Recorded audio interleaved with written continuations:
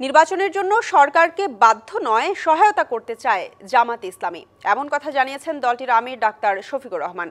সকালে রাজধানীর মগবাজারে দলের শুরা অধিবেশনে তিনি একথা বলেন। কোনো অবস্থাতেই দেশকে অস্থিতিশীল পরিস্থিতিতে ঠেলে দেয়া ঠিক হবে না মন্তব্য করে তিনি বলেন, আলাপ আলোচনার মধ্য দিয়ে সব সমস্যার সমাধান করা সম্ভব।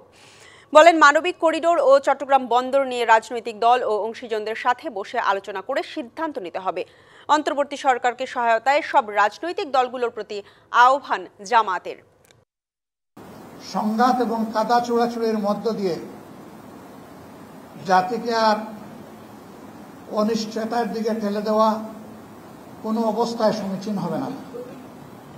এই সংস্কৃতির অবসান হওয়া উচিত। এর জন্য প্রয়োজন অর্থবহ ডায়ালগ। এই দায়িত্বটা মূলত বর্তমান সরকারকেই নিতে হবে এবং তাদেরকে এই ডায়ালগের ব্যবস্থা করে দিতে হবে। নগদ পেমেন্টে 500 টাকা পর্যন্ত ক্যাশব্যাক আর লেনদেনে প্রতিদিন ডিপ ফ্রিজ এবং ঘন্টায় ঘন্টায় এসি টিভি সহ দারুণ সব গিফট।